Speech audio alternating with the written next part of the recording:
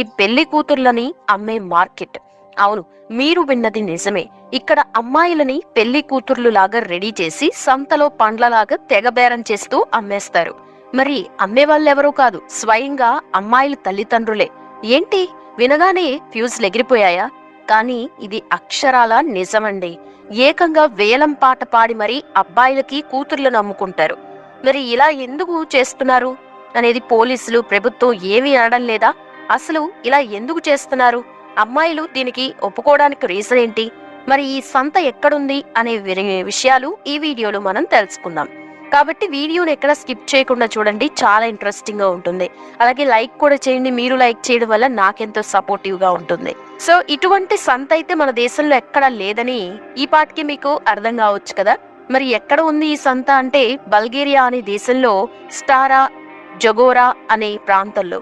బల్గేరియా దేశం వచ్చేసి ఆగ్నేయ ఐరోపా ఖండంలోని ఒక బాల్కన్ దేశం. ఈ దేశానికి ఉత్తరాన రొమేనియా, పశ్చిమాన సెర్బియా, ఉత్తర మెసిడోనియా, దక్షిణాన గ్రీస్, టర్కీ దేశాలు సరిహద్దు దేశాలు. ఈ దేశపు తూర్పున నల్ల సముద్రం ఉంది.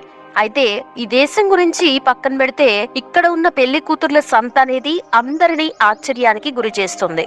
అయితే ఫ్రెండ్స్, నిజానికి కొన్ని పద్ధతులు, ఆచారాలు మారాయి అంటే దాని వెనుక ఖచ్చితంగా ఏదో ఒక రీజన్ ఉండే ఉంటుంది. అలా ఈ దేశంలో కూడా ఈ పెళ్లి కూతుర్ల అమ్మకం అనే పద్ధతి రావడానికి కూడా మెయిన్ రీజన్ వచ్చేసి పేదరికం అని తెలుస్తుంది. అంటే ఒక పేదరికం వల్ల ఈ ఆచారం మొదలైందని తెలుస్తుంది. నిజానికి ఈ పద్ధతి అనేది మొదటి నుండి లేదు, కాలం మారుతున్న కొద్దీ వచ్చింది. అంటే కాలం మారుతున్న కొద్దీ అక్కడ పుట్టుకొస్తున్న పేదరికం అనేది అలా మార్చింది. ఇప్పుడు ఎక్కడ చూసినా పెళ్లిళ్ళలో ఉండే హంగామా అనేది ట్రెండ్ అయింది. అంటే అప్పు చేసి మరీ పెళ్లికి ఖర్చులు చేస్తున్నారు. అలా మన దేశంలో కాదు, అన్ని దేశాల్లో అలాగే జరుగుతుంది. ఇక ఇది చూసి పేదవాళ్ళు కూడా తమ పిల్లల పెళ్లిళ్ళ కోసం అప్పు చేసుకుంటూ పోతున్నారు. అందుకే ఈ దేశంలో ఉన్న పేద కుటుంబాలకి తమ కూతుర్ల పెళ్లిళ్ళ విషయంలో ఇటువంటి పరిస్థితి రాకూడదని అలా పేద అమ్మాయిల కోసం ఈ సంత ఒకటి నడుస్తుంది. కానీ రాను రాను ఇది ఒక ట్రెండ్ అయింది. అంటే 3 ఏళ్లకి జరిగే ఈ సంతని వారు ఒక పెద్ద ఫెస్టివల్ లాగా ఫీల్ అవుతూ ఉంటారు. కేవలం పేదవాళ్లే కాదు, ప్రతి ఒక్కరూ ఈ ఫెస్టివల్లో జాయిన్ అవుతూ ఉంటారు. దీంతో పెళ్లి కూతుర్లు లాగా ఉండే అమ్మాయిలు బాగా ఖర్చు చేసి బట్టలు కొనుక్కొని అందంగా రెడీ అయ్యి మార్కెట్లోకి వచ్చి అబ్బాయిల కోసం నిలబడతారు. దీంతో అబ్బాయిలు కూడా అక్కడికి బాగా రెడీ అయ్యి వచ్చి అమ్మాయిలను సెట్ చేసుకుంటారు. ఇక వీరితో పాటు వీళ్ళ పేరెంట్స్ కూడా ఉంటారు. దీంతో అక్కడ అబ్బాయికి కేవలం అమ్మాయి నచ్చడమే కాదు, వారి పేరెంట్స్ కి కూడా అబ్బాయి అమ్మాయి నచ్చాలి. అలా అక్కడ బాగా రద్దీగా ఉండడంతో పాటు పండగ వాతావరణం అనేది కనిపిస్తుంది. ఇక ఇక్కడికి వచ్చే అమ్మాయిల వయసు అనేది 13 నుంచి 17 ఏళ్ల మధ్యలో ఉంటుంది. అంటే ఇక్కడ వీరికి పెళ్లిళ్ళు అనేవి 13 ఏళ్ల నుండే స్టార్ట్ అవుతాయని అర్థం అవుతుంది. అంతేకాని పలానా ఏజ్ లో పెళ్లి చేసుకోవాలి అనే రూల్ అయితే ఏం లేదు. అలాగే ఈ సంతకి వచ్చిన అబ్బాయిలు ఎక్కువగా డబ్బులు ఇచ్చి పెళ్లి కూతుర్ని కొనుగోలు చేసుకున్నప్పుడు ఇంకా ఎవరైనా అబ్బాయి అదే అమ్మాయి కోసం మరింత ఎక్కువ డబ్బుతో వస్తే వేలం పాట వేసి మరీ చూస్ చేసుకుంటారు. అలా ఎవరైతే డబ్బులు ఎక్కువగా ఇస్తే ఇక వాళ్ళకే కమిట్ అవుతారు. ఇక కొన్ని సార్లు ఏ అబ్బాయికి కూడా పెళ్లి కూతురుగా వెళ్ళిన అమ్మాయి నచ్చకపోతే ఆ అమ్మాయి బాధపడాల్సిందే. అంటే వాళ్ళ కోసం తను చేసిన ఖర్చు అనేది చాలా ఎక్కువగా ఉంటుంది కాబట్టి. అయితే ఇక్కడ పెళ్లి కూతురుని కొనుగోలు చేయడానికి వచ్చిన వాళ్ళు కూడా ఈ సామాజిక వర్గంకి చెందిన వాళ్ళై ఉండాలి. అంటే కలైడ్జీ కమ్యూనిటీకి చెందిన ప్రజలే తమ కూతుర్లను ఇక్కడ అమ్మకానికి పెడతారు. ఇక బయట వారికి నో ఎంట్రీ అన్నమాట. ఇక ఈ మార్కెట్ ఏర్పాటుకి ప్రభుత్వం నుండి అనుమతి కూడా ఉంది. నిజంగా ఇది ఆశ్చర్యంగా ఉంది కదా. దీంతో పోలీసులు కూడా ఈ ఫెస్టివల్ కి ఫుల్ సపోర్ట్ ఉంటారు. అందుకే ఇక్కడ ప్రజలు ఈ సంతని ఒక పెద్ద పండగలాగా జరుపుకుంటారు. అయితే ఈ పెళ్లి కూతుర్ల సంతలో సేల్కి ఉండే అమ్మాయిల ధర వేరుగా ఉంటుంది. అలాగే మార్కెట్లో విక్రయించే పెళ్లి కూతుర్లని ఇంటికి తీసుకెళ్లే ముందు కూడా అనేక నిబంధనలు పాటించాల్సి ఉంటుంది. ఇక ఆర్థికంగా బలంగా ఉన్న కుటుంబాలు మాత్రం తమ ఆడపిల్లల్ని అమ్ముకోలేవన్నమాట. ఎందుకంటే వారు తమ రేంజ్కి తగ్గ వారిని చూస్ చేసుకుంటారు. అంతేకాని ఇలా మార్కెట్కి రారు. అయితే పేద కుటుంబాలు తమ అమ్మాయిని ఈ మార్కెట్లో అమ్ముకున్నా కూడా వారికి ఒక నమ్మకం ఉంటుంది. అదేంటంటే ఎవరైతే అమ్మాయి తమ కూతుర్ని ఈ సంతలో ఓకే చేసుకుంటారో ఆ అబ్బాయితో పాటు అతని ఫ్యామిలీ మెంబర్స్ కూడా బాగా చూసుకుంటారని నమ్మకం. అందుకే ఆ అమ్మాయి కూడా ముక్కు మొహం తెలియని అబ్బాయి అయినప్పటికీ ధైర్యంగా పెళ్లి చేసుకుంటుంది. పైగా తాము పేద అని గుర్తొచ్చి తమ పేరెంట్స్ కోసం కూడా ఈ పద్ధతిలో పెళ్లి చేసుకోవడానికి ముందుకు వస్తుంది. నిజంగా ఇది ఒక వింత లాంటిది అని చెప్పాలి. ఎందుకంటే అసలు ఈ ప్రపంచంలో ఎక్కడా కూడా ఇటువంటి పెళ్లి కూతుర్లని అమ్మే మార్కెట్ అయితే లేదు. పైగా ఈ మధ్య కాలంలో ఒకరినొకరు పరిచయం చేసుకోలేకుండా పెళ్లి చేసుకోవడానికి ముందుకు రావట్లేదు. ఒకవేళ ఈ పెళ్లి కూతుర్ల మార్కెట్ అనేది బాగా ట్రెండింగ్ లో ఉంటే మాత్రం అన్ని దేశాలకి కూడా ఇదే పాకే అవకాశం ఉంది. ఇక ఈ దేశం పద్ధతిని చూసి ఆ చుట్టుపక్కల ఉన్న దేశాలు కూడా మెల్లిమెల్లిగా ఈ కల్చర్ వైపు అడుగులు వేస్తున్నట్లు తెలిసింది.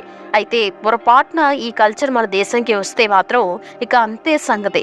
ఎందుకంటే మన దేశంలో పద్ధతులు ఆచారాలు బాగా పాటిస్తూ ఉంటారు కాబట్టి. ఇక ఇదంతా ఇలా ఉంటే ఇప్పుడు ఈ బల్గేరియా దేశం గురించి మరిన్ని ఇంట్రెస్టింగ్ విషయాలు అయితే మనం తెలుసుకుందాం. ఈ దేశంలో డ్రైవింగ్ అనేది చాలా దూకుడుగా చేస్తూ ఉంటారట. అయితే మీరు బాబా వంగా అనే పేరు వినే ఉండొచ్చు కదా. మనకి పోతులూరి వీరబ్రహ్మేంద్ర స్వామి లాగా ఈ బల్గేరియా దేశంలో బాబా వంగా కూడా ఒక కాలజ్ఞాని ఉండేదన్నమాట. అయితే ఈమె 1996లో చనిపోయింది. బతికున్నప్పుడు ఈమె ఫ్యూచర్ లో జరగబోయే విషయాలు చెప్పగా అవి చాలా వరకు నిజమయ్యాయి. దీంతో అక్కడ ప్రజలు ఈమెని ప్రతి విషయంలో చాలా బాగా నమ్మేవాళ్ళు అనమాట. అయితే ఈమె అసలు పేరు వచ్చేసి వంజెలియా పాండేవా గుస్టేరోవా. నిజానికి ఈమె 12 వయసులో కంటి చూపు పోగొట్టుకోగా భవిష్యత్ గురించి మాత్రం బాగా అంచనా వేసి చెప్పేది. అంటే కళ్ళు లేకుండా కూడా భవిష్యత్ గురించి అన్ని కరెక్ట్ గా చెప్తుంది అనమాట.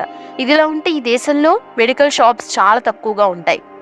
అంటే దేశం మొత్తం కేవలం 30 మెడికల్ షాప్స్ మాత్రమే ఉన్నాయన్నమాట. దీంతో ఇక్కడికి వచ్చిన టూరిస్టు మెడికల్ షాప్స్ కోసం తెగ వెతుకుతూ ఉంటారట. ఇక 1972లో ఈ దేశంలో బ్లాక్ సీ క్యాపిటల్ వద్ద పారిశ్రామిక జోన్ దగ్గర దాదాపు 300 పురాతన సమాధులు అయితే బయటపడ్డాయన్నమాట. అవి వచ్చేసి క్రీస్తు పూర్వం 4600 మరియు 4200 మధ్య కాలం నాటి అని పరిశోధనలో అయితే తేలింది.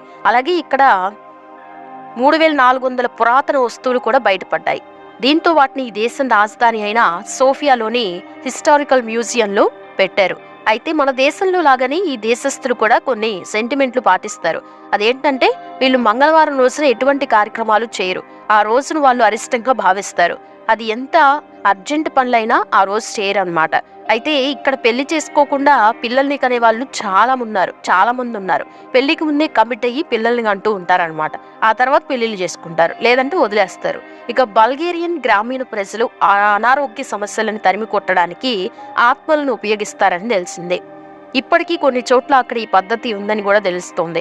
అయితే ఈ దేశంలో రోజ్ వ్యాలీ సుగంధ ద్రవ్యాలు మరియు సౌందర్య సాధనాల్లో వాడే గులాబీ నూనె ఉత్పత్తికి బాగా ప్రసిద్ధి చెందింది. ఇక్కడ గులాబీ తోటలు బాగా పండిస్తూ ఉంటారు. ఇక వాటితో చేసిన సుగంధ ద్రవ్యాలను ఇతర దేశాలకి ఎక్స్పోర్ట్ చేస్తూ ఉంటారన్నమాట. ఈ దేశంలో ఇవే కాకుండా తెలుసుకోవాల్సిన విషయాలు అయితే చాలా ఉన్నాయి. అంతేకాదు ఇక్కడ టూరిస్టులని ఆకట్టుకునే ప్లేసెస్ కూడా చాలా ఉన్నాయి. అయితే ఈ బల్గేరియా దేశంను చూడటానికి ఉత్తమ సమయం ఏంటంటే బెస్ట్ టైం ఏంటంటే జూన్ నుండి సెప్టెంబర్ వరకు అనమాట. ఇక్కడ క్లైమేట్ అనేది చాలా వెచ్చగా ఉంటుంది. అందుకే చాలా మంది టూరిస్టులు ఈ సమయంలోనే ఇక్కడికి చేరుకుంటారు. ఇక చూస్తారు కదా ఫ్రెండ్స్, మరి ఈ వీడియో మీకు చూస్తే ఏమనిపించింది కింద కామెంట్ సెక్షన్లో కామెంట్ చేయండి. వీడియో నచ్చితే లైక్ చేయండి, షేర్ చేయండి. ఇలాంటి మరిన్ని ఇంట్రెస్టింగ్ వీడియోస్ కోసం ఛానల్ని సబ్స్క్రైబ్ చేసుకోవడం మర్చిపోవద్దు. Thanks for watching this video.